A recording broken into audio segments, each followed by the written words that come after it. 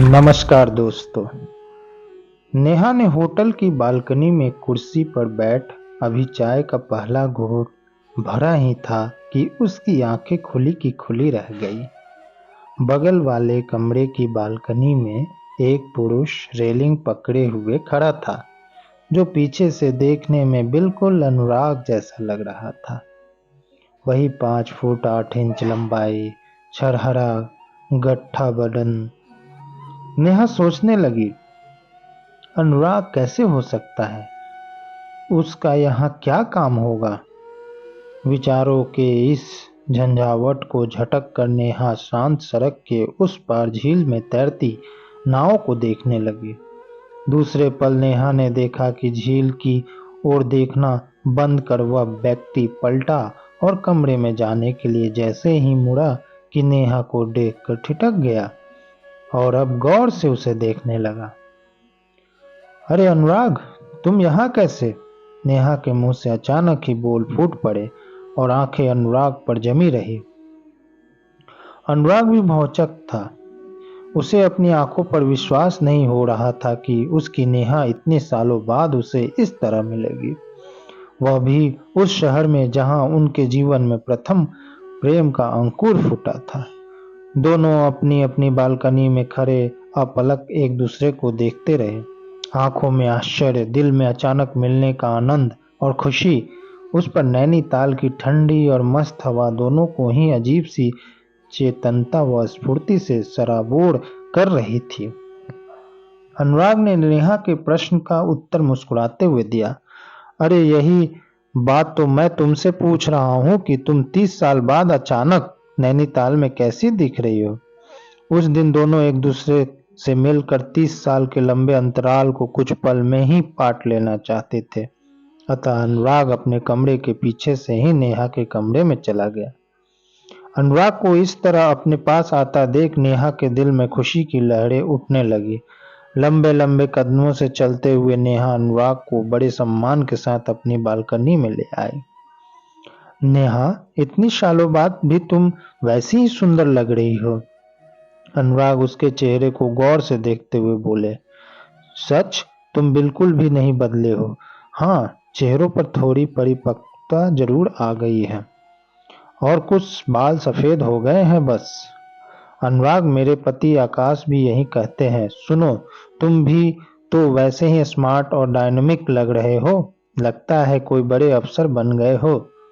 नेहा, तुमने ठीक ही पहचाना, मैं लखनऊ में डीआईजी के पद पर कार्यरत हूँ। हल्द्वानी किसी काम से आया था तो सोचा नैनीताल घूम लूं। पर यह बताओ कि तुम्हारा नैनीताल कैसे आना हुआ? मैं यहाँ एक डिग्री कॉलेज में प्रैक्टिकल परीक्षा लेने आई हूँ। वैसे मैं बरेली में हूँ और वहाँ के एक डिग्री कॉलेज में रसायन शास्त्र की प्रोफेसर हूँ। पति साथ नहीं आए तो मुझे अकेले आना पड़ा।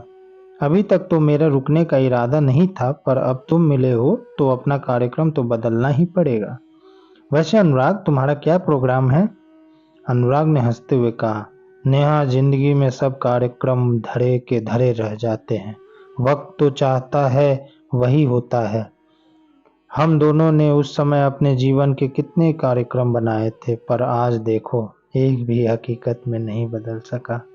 नेहा, मैं आज तक यह समझ नहीं सका कि तुम्हारे पापा अचानक तुम्हारी पढ़ाई बीच में ही छुड़वा कर बरेली क्यों ले गए। तुमने बीएससी फाइनल में यहाँ से नहीं किया?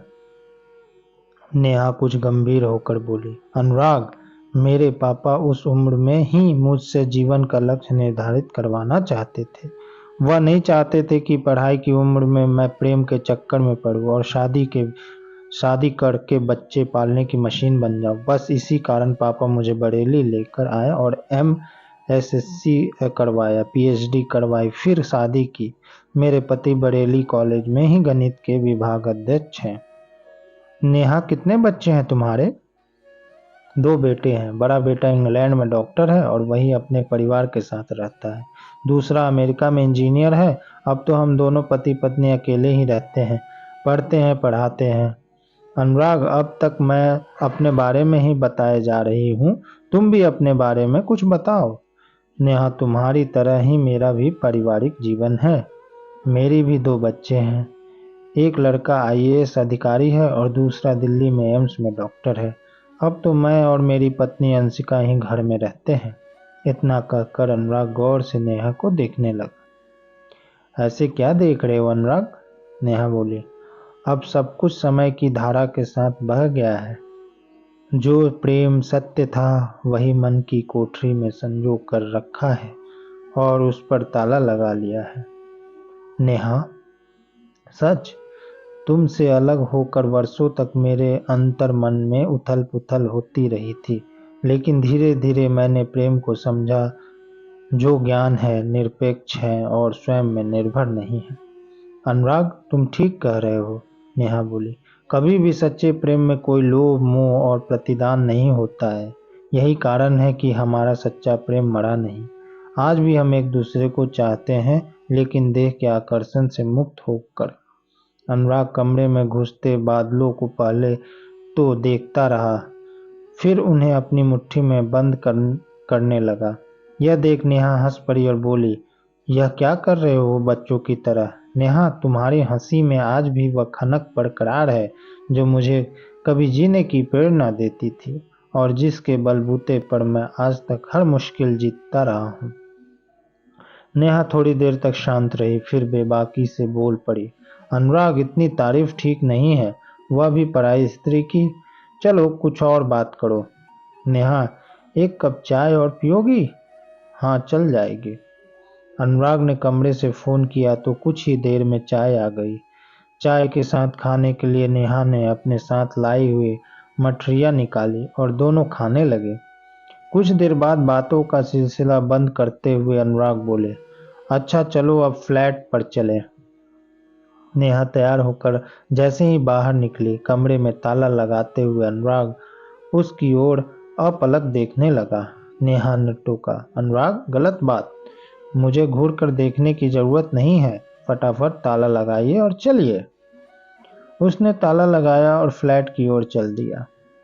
बातें करते करते दोनों तलीताल पार कर फ्लैट पर आ गए और उस ओर बढ़ गए जिधर झील के किनारे रेलिंग बनी हुई थी।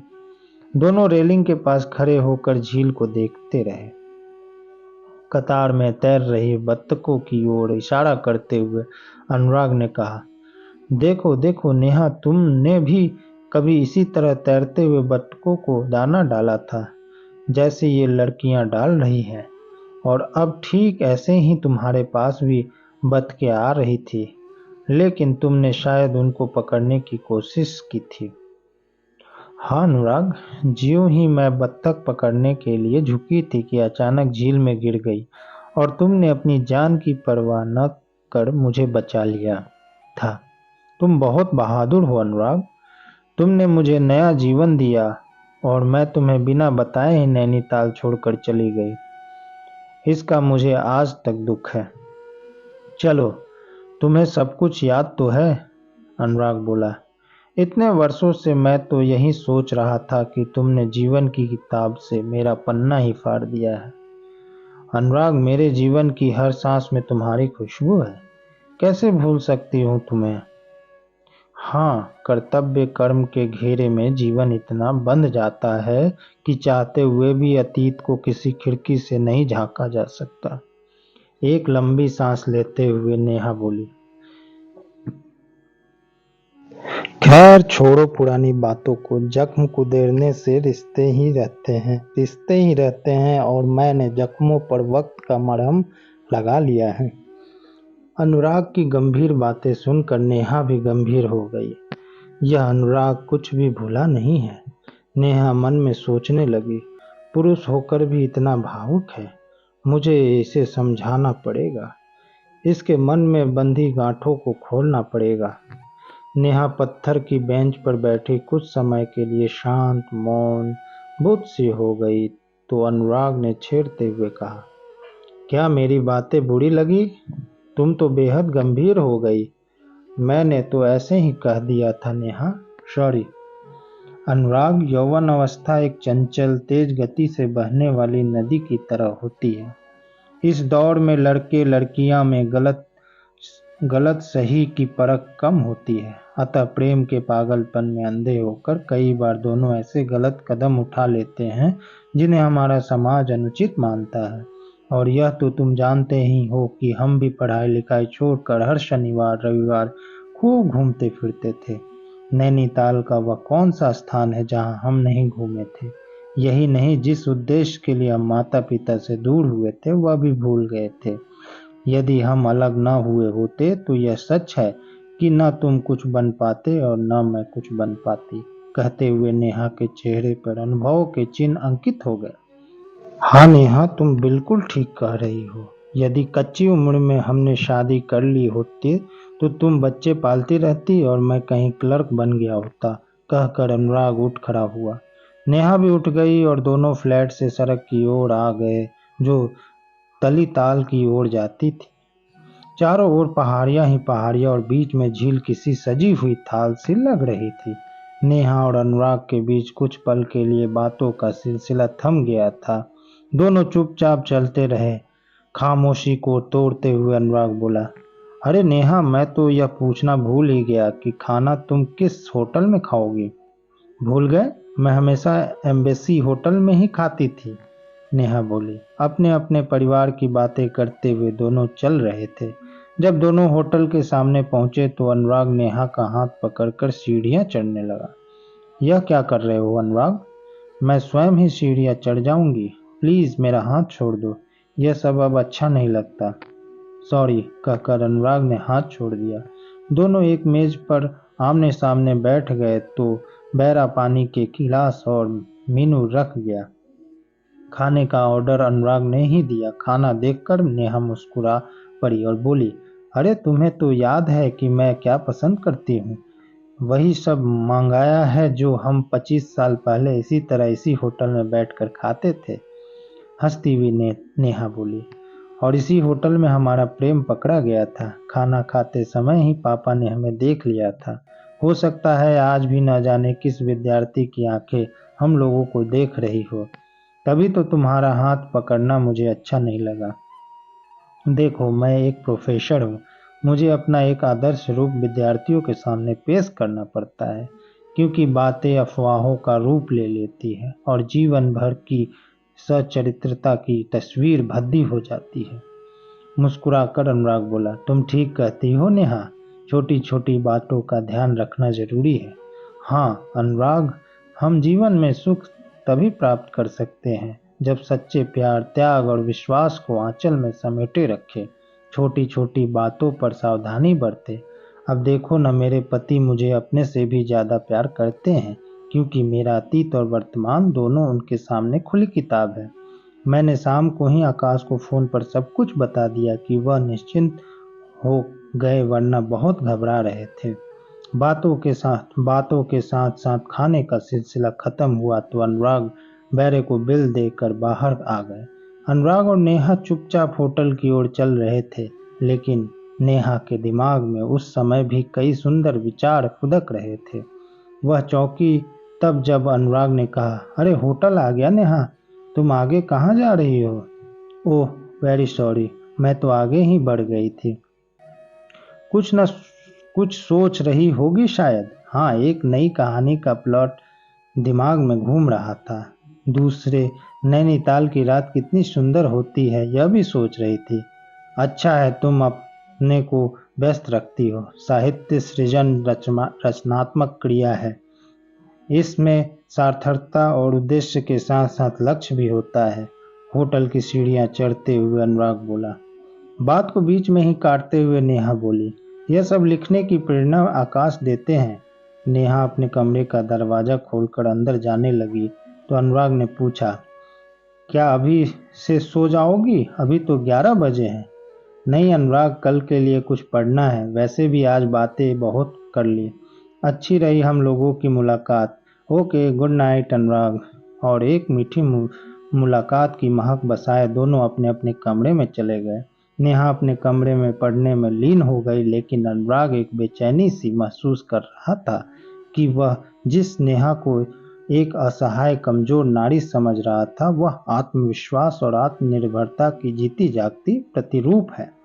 एक वह है जो अपनी पत्नी में हमेशा नेहा का रूप देखने का प्रयास करता रहा, सदैव उद्वेलित, अव्यवस्थित रहा। काश वह भी समझ लेता कि परिस्थितियों के साथ समझौते का नाम ही जीवन है। नेहा ने ठीक ही कहा था, अनुराग हमें किसी भी भावना का, किसी भी विचार का दमन नहीं करना चाहिए, वरन कुछ परिस्थितियों को अपने अनुकूल और कुछ स्वयं को उनके अनुकूल करना चाहिए। तभी हमारे साथ रहने वाले सभी सुखी रहते हैं। धन्यवाद दोस्तों, धन्यवाद। अगर आपको यह कहानी पसंद आई तो इसे लाइक करें और चैनल को सब्सक्राइब करें। धन्यवाद।